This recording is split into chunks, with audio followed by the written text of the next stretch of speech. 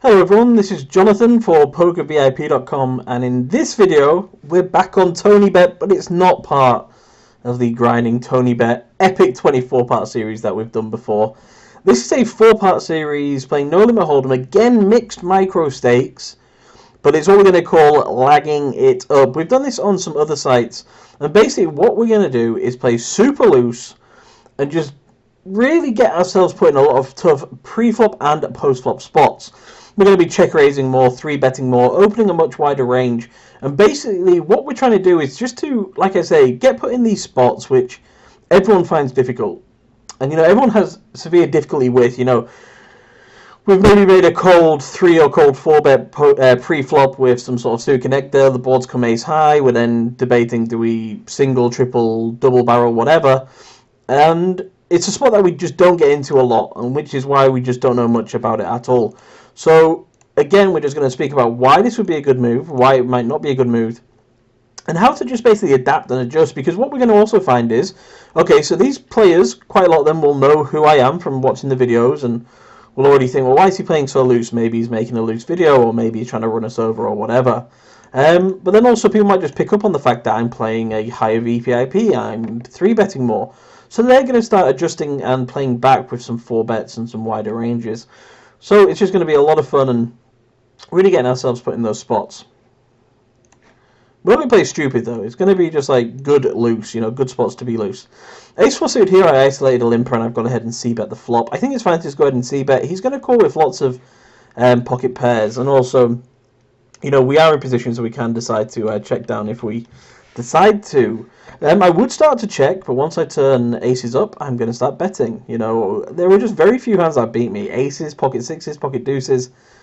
All of those hands I don't think really cold call pre-flop and get into this spot. So I think he's going to have lots of ace tens, ace jack, ace queens, possibly ace king. So I was just going to start value betting and getting as much money as possible. Didn't work out though. So yeah, there's no set rules of like how many hands we have to play or positional sort of like plays. We're just going to sort of play a lot looser than normal. And I think here with Jack 9's a pretty good spot, and also with Ace 3. Jack 9 we should be squeezing, especially when there's a weak player out position versus us. And we are in the big blind. And we also hold blockers like Ace Jack, Jacks, Jack Queen, King Queen, King Jack, that we can get these guys to fold. But this occasion he just goes ahead and puts in the 4th bet and we fold. The Ace 3 suited, definitely a c-bet there, bottom pair, top kicker, nut flush draw, and we take it down. I'm going to go ahead and isolate in position with the King 3, and of course isolate the Queens, and the 6-10 we're going to fold. 6-10 is just never going to be one of those hands you really want to tangle with, and there's just not that much money in the pot to go ahead and pick up. Ace-8 suited, good for a squeeze. King 3 suited, got to fold versus this guy's stack size. Queens here, really good flop, just going to bet around 2/3. I think we'll open Queen 8 in the cutoff. It's slightly wider. Normally Queen 10 would probably be the worst queen, or some suited queens. We get jammed on here, very easy call. With versus a straight draw. Win the first run and we bet c-bet bottom left, of course. Can we win both? Nope. I like his style though. Looks like we're going to have lots of fun with him. Ace-8, so we squeeze and we get a pretty stellar flop, and I think here we can bet super small. And here would be a great bet to bet this size as well if we just had nothing at all. Because we can represent that ace-high flop, so we can use this sizing for everything. The Queen 8, I bet flop, bet turn. I think I'm going to go ahead and give up river. I just don't think I can really represent much there. He actually shows ace 7, which sucks. Ace Queen beats us, pocket queens beat us, but I think we just continue to bet here. I think we just bet slightly under half pot. Ace Queen is the only hand that really worries me, and that hand would make sense, but he didn't squeeze it pre-flop, so even that's quite difficult for him to have. He goes ahead and folds though. He can have a hand like King Queen of Hearts, so Jack Queen of Hearts, so we definitely want to keep betting to get value and protection. Build that pot so we can go ahead and jam the river.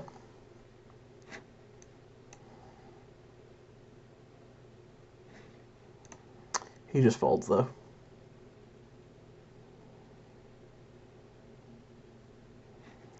King 3, we're just going to check.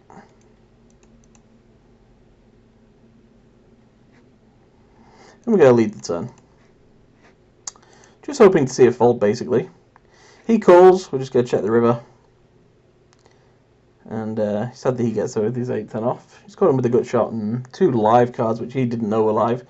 So quite nice to see he was caught in there, possibly just in his mind dead to a 9.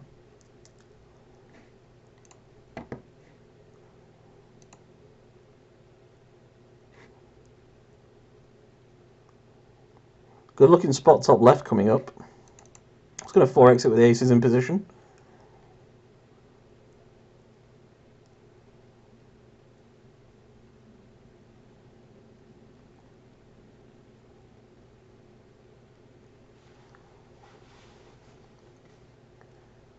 Get an interesting flop.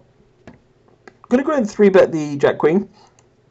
Definitely fine to flat, but playing a little bit looser, we can go ahead and raise. Aces, I'm just going to go for a straight up raise. I mean, he can absolutely have his crush, but he did just limp. So I expect he's going to have like, lots of hands like 1 pair, pair and a draw, bear draw. So I'm just going to raise and get it in. This guy cold jams, but again, his stack size just, you know, he could really wake up with a lot of worse hands. Even a hand like 10 jack. So again, just not going to be folding against these two. And we're getting a great price anyway. He has 6-8 off somehow, but that's a bad turn card for him. Poor guy. Waits all day, plays the 6-8 off, gets it in good, and gets destroyed. Bottom right table, going to go for the ISO raise. Just trying to pick up the money in the middle. 3-4 suited. A little bit wide to do this generally. But, you know, certainly nothing wrong with just generally having this thing in your head where if you're in position with something kind of playable, you know, picking up that dead money, getting it out, and going that way is always a good thing. Going to 3-bet the 9s versus this guy's 30 big blind stack. 3-4, really great flop for us. Open-ended straight draw, backdoor flush draw. We can definitely play it aggressively. 9s, I'm just going to stick it in, just defend our hand. Get snapped by a 7. Okay. Didn't expect to be behind almost ever there, but sadly the a7 is getting us good today.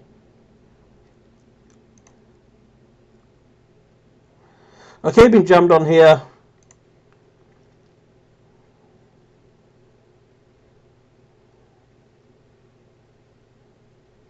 Gonna have to be a fold with 4 high. Of course, if we have the immediate flush draw there, we go with it. It's not too far off getting the right price there. It just depends what his range is. I guess it's lots of 1 pairs. But, you know, hands that possibly block it, like ace-10. Pretty close. Maybe should have thought about that a bit longer, but I'm pretty sure it's a fold with 4 high. Gonna raise king-10.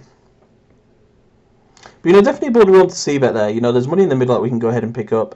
And if people call, we can obviously improve instantly. We can turn that backdoor flush draw. Or if they call, you know, the turns like a jack, queen, king, ace, something like that. Sorry, ace obviously gives us the nuts. But if it's a card that we can go ahead and represent, and if we think they've got a hand like, you know, a mid-pocket pair, then we can continue to bomb to get them to fold with our 4 high. Going to go ahead and bet really quite small here with the king-10.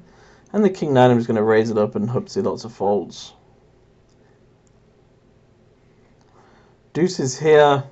Can just call versus the stack sizes. And check the flop. Queen 8 deuce going to be a check fold. King 10. Interesting that he raises. I think we're going to float here. Not too sure how many people just start raising like an ace or a full house. Might be just getting a bit tricky, so I'm going to float. Ace king. Going to check against 2. Probably go for a check call a lot versus one opponent. King 9, I think this is a good spot for an overbet. Don't think anyone's got a queen or an ace or a flush. And like I say, we're going to float with the ace king. And we're doing with that king 9. Don't want to check it down there when I think we can win. This guy bets again. Ace king starting to get really dicey here. Going to check again and just see what happens river. King 9 going to raise. And king 10 again. I'm going to call once more. Really not buying what he's selling. Guy had ace 3. Interesting. So we got induced a bluff there. King 9 we're going to go ahead and bet. I mean, I don't think Frozen's going to bet this river as a bluff. He'll sometimes check it as a trap, but I'm just hoping to check this back and hope King High wins. He bets tiny again, very odd. He's just repping an ace through and through. I think we have to give it to him here because we certainly have so many aces. And obviously we can't ever get him to fold it because it'll be a chop. But yeah, really random play there by Frozen Froggy.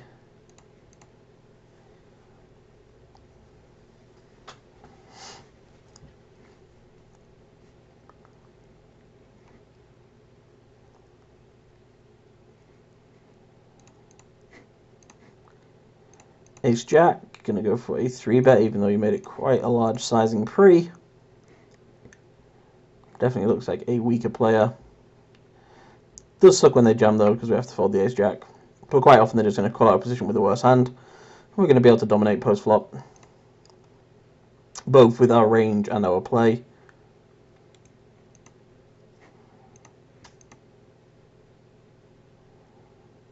So yep, just playing a bit looser than normal. Opening a lot more hands, 3-betting more, ISOing wider. And as you can see, we do get into lots of tricky spots. All with the aim of just making us better poker players, making us better thinking poker players. Definitely something that will work. Going to see about a gut shot. Bottom left, gets snap called there. I think we kind of just have to check on this kind of board texture.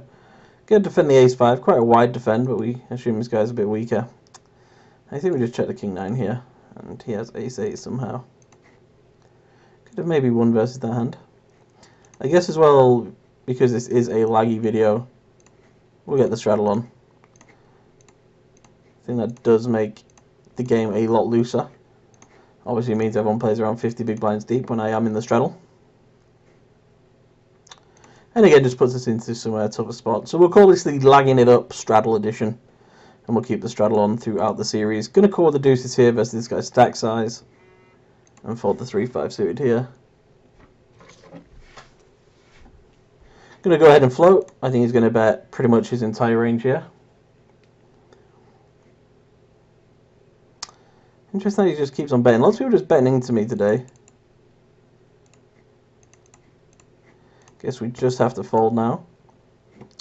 The Ace-10 I 3-bet. We can definitely mix it between 3-betting and flatting. And I'm obviously going to see bet. The Queen-6 I'm going to go for a 3-bet here. Basically, people will start to attack your straddle a lot. So you have to kind of play back at them with 3-bets in position. An awful lot as well. The Ace-10 here is going to continue to bet for value. Not many jacks he's going to have. And the Queen-6 I'm going to put out a half-pot C-bet. And the Queen-10 I'm going to go for a 3-bet. Okay, Queen-8 we get jammed on. Not what we were hoping for. And we're going to have to fold. Ace-10 this guy leads, so he's repping a jack or better. Not too sure often we can give it that to him when all the draws miss, so you just have to call, and he shows 8-9 off. What are you doing, buddy? Okay, so the Queen-10, I put a 3-bet in, got called, the guy 4-bets, fair enough. We'll go ahead and fold. I hate his sizing, by the way, with anything. Bluff, value, aces, jacks, whatever, like, 20 is way too big, just make it like 14. Got to be a little bit careful against this guy, whoopsie, by the looks of it. On the top right table, it looks like he just likes to jam a lot and go very crazy. So we're just going to calm down a little bit versus him, check this turn, and check the river. You know, he likes to check jam. Okay, he just had 6-10 for the float. It's good to know. The money's still on TonyBet by the looks of it, guys. We've been away for about a month, but we're back. Going to be doing lots of TonyBet stuff again over the next 6 months. Really encourage you to sign up and play, especially using our bonuses. Going to go for a check here, and I think I might actually just check fold. I think a check raise would be really nice if there's like a diamond on the board, but when there's not, we can just get out of the way. Ace-8, let's go for a bet. Betting into 2 opponents, our hand looks very strong. This does definitely hit our range. And when we bet into 2, you know, we do definitely rep a 10 or better. And we can also get called by worse. King, Queen, 8-9, Queen, 9. King, 9, you know, there's some hands out there. I'm going to check and maybe see what happens on the river.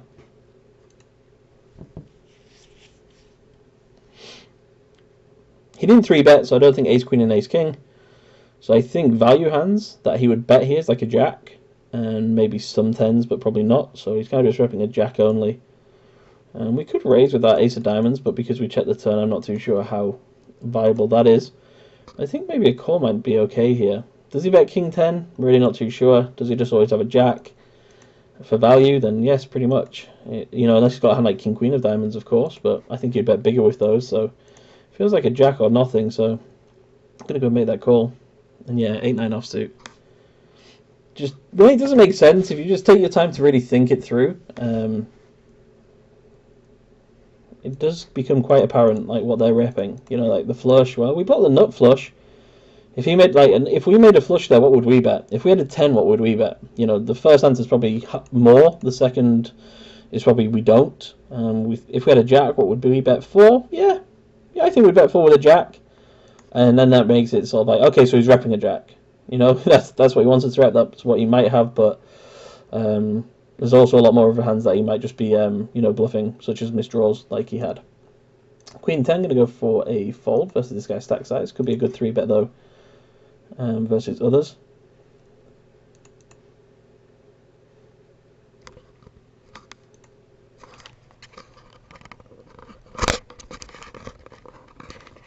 Sorry, just adjusting my microphone. Hopefully that didn't sound bad.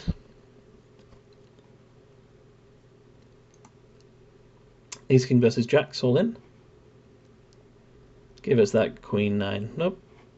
You can have it back, dealer.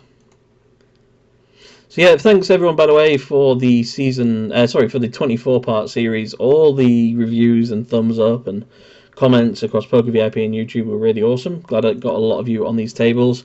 And if any of you are playing and watching and, you know, still on this site or just registering, please leave comments. You know, let me know what your experience has been like on TonyBet. And, you know, let me know your name on there maybe. Come say hi. It would be great to hear from you guys. I raised here versus a limp, and I'm just going to go ahead and bet this flop quite small. And the fours, of course, I'm going to go ahead and continue to bet. Diamond on the turn, and with the stack size, it does not look that good for us to be able to bluff here. We're not too sure what diamonds we get him to fold. And once he jams all in, it's curtains. Fours, he bets when the flush gets there, so we just call. And we're probably going to call any bet on the river. King Queen, we're going to raise. Yeah, we'll raise fold versus this guy.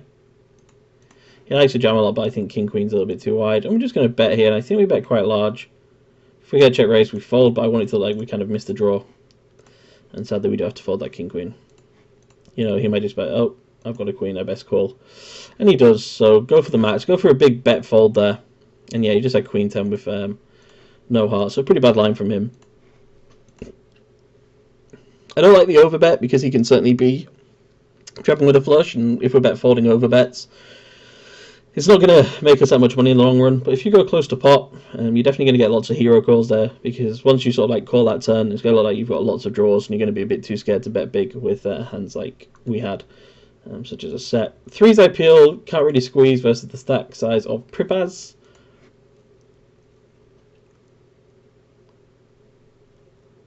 I'm going to fold. Queen Ace 9 going to fold versus the lead. Sorry, a bit of a bad chest. Yeah, I might have a bit of a chest infection coming on. Obviously, as we go into the back end of the winter. At least I got through Christmas though.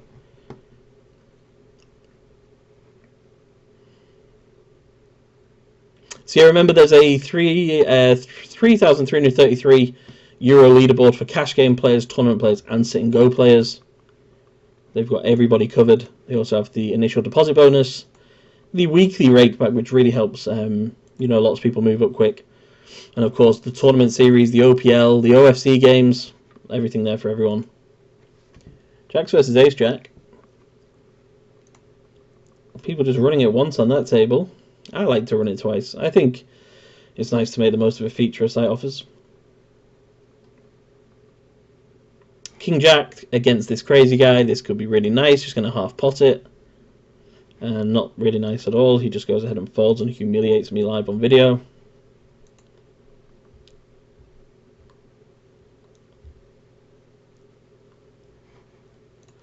Going to squeeze here with the 6-8 versus my straddle. Like I say, I think people will be attacking it a lot more frequently. So you have to be defending it a lot more frequently with a mix of 3 bets and flats. This guy has been actually really aggressive, hasn't he, RB Dash?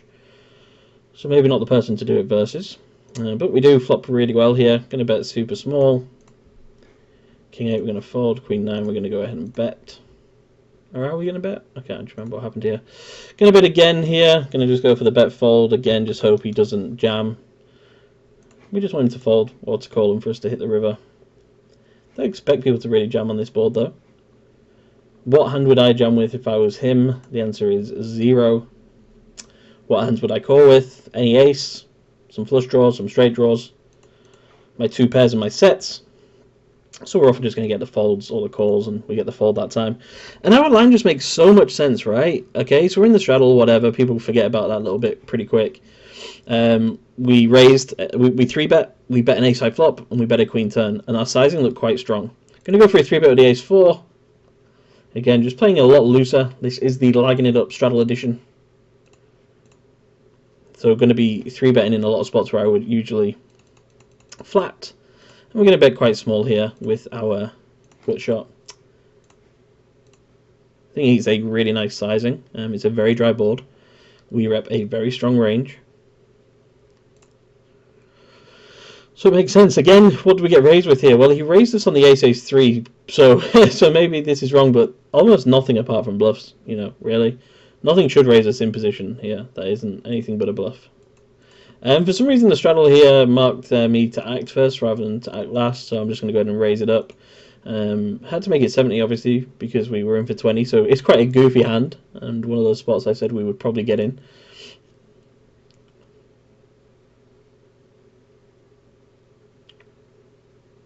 Also, as well, make sure you head over to the Poker VIP Facebook page.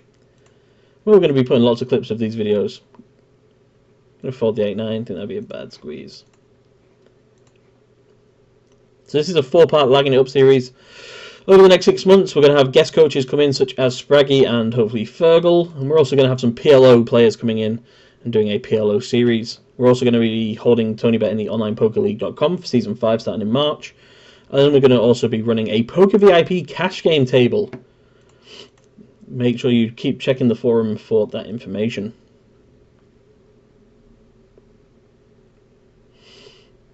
Seven, 8, no good. Aces gets there. Going to go ahead and raise the Jack Deuce. Something I've been doing a lot more in my own games is just 3-betting a lot, blind versus blind. People are folding a lot more frequently than they used to. You know, people just hate playing in the small blind anyway. Get a quick call. Maybe we're just going to have to shut down this turn and hopefully see a big card that we can rep on the river. There's one of them. Now we just hope he checks and doesn't have a 6 in his hand. He leads. I think we can maybe raise here. It's a really, really thin raise because obviously he can have like a 6 or a 7 and always call. But I really just want him to fold like a lot of his 1-pair hands, which this sizing represents. And obviously we can't win with Jack Deuce. Sadly he snaps though. And he's got a king. We just got completely owned. Again, embarrassed on the video by Mr. Pocheco. I guess I don't ever expect him to fold King Queen, to be honest. It's not one of the hands I expected, you know, but a hand like a 9, a pocket pair, small, sort of like Ace-X. But yeah, King Queen should always be a call for him there. Not a hand I really put him on, to be honest. I thought it was going to be lots of more 1-pairs.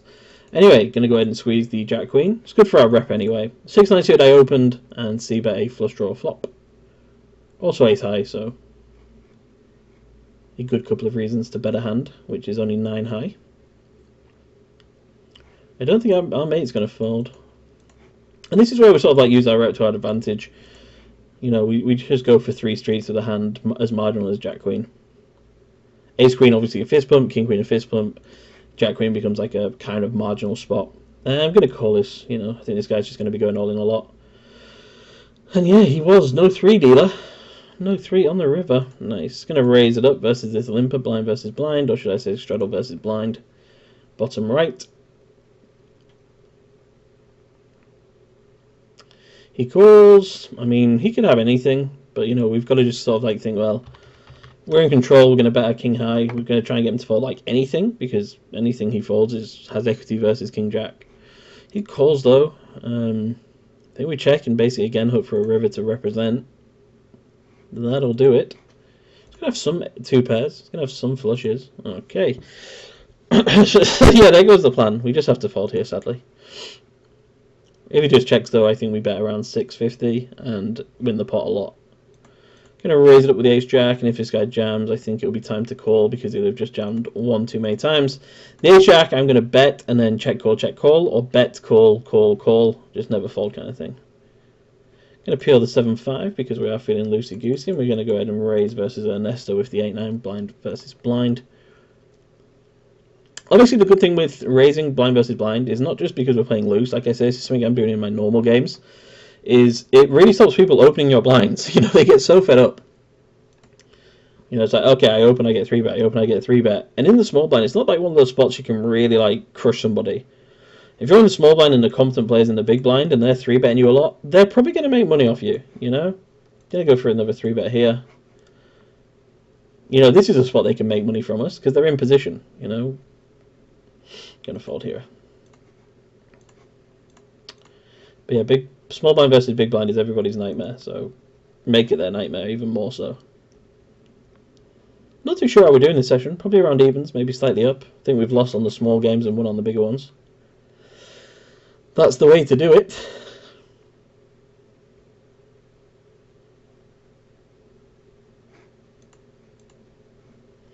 Eights. I think we're just flat. I think if we had a hand like tens, tens, jacks, ace queen suited, we could basically go for a 3-bet, you know, 5-bet get in because he's going to 4-bet us a little bit wider. But eights is still just a flat. We don't really want to be doing much different with this hand.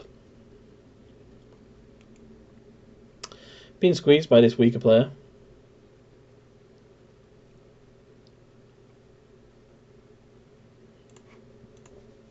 And we're going to call in position. I mean, I say weaker player, I just know that, you know, his stack sizes are all over the place. Hasn't really, you know, played a few hands a bit odd. Going to raise it up with the ace deuce. Going to go for a 4-bet with the queen 9 suited and fold the eights. Mr. Jurasek might just go for a check jam here, but we're going to start off by just betting our smaller pair. Well, we get jammed on very quick, so we're going to fold our queen 6, weirdly enough. Ace deuce, I'm going to bet this river. I don't think deuce is going to win that much. I think he's got a 6 or an 8 pretty much all the time, so we're going to bet. Sadly, he snaps, though, and has a queen. That's annoying. He folded and got there. Didn't expect to have that many queens in his hand. So yeah, people do catch rivers. Don't be too worried about that. You know, if we put someone on a range, then have the confidence to go with it. I was writing about this in the PokerVIP.com forum the other day. The difference between like a good player and a great player is having the confidence and just shrugging these kind of things off. You know, we understood why that bet's good. We made the bet, it didn't work out. But if we just go ahead and do that bet 100 times, we're going to make some money because he's going to start folding those 6 and 8s and worse hands. Or better hands that beat ace deuce, should I say. So just have the confidence that it's correct. Keep doing it. Don't be deterred. It is a lifelong game. And I think that's why these videos are good as well. It shows mistakes. It shows leaks. It shows difficult spots. It shows making incorrect decisions or correct decisions that don't work out. And it's all just about persevering. I'm pretty sure you guys saw just how much money we made in the previous series. So we're going to continue with that. A7, I'm just going to go for a c-bet. Again, it's that thing. Don't be deterred. Just because he jams on you sometimes, that's cool. You know, it's still very hard to make a pair. It's very hard to make 3 of a kind or flush draws. Just keep on doing what's correct. You know, c-bet in this spot, raising in this spot. Always just keep pushing that, you know, correct play button and you'll make money. Going to go ahead and raise again here.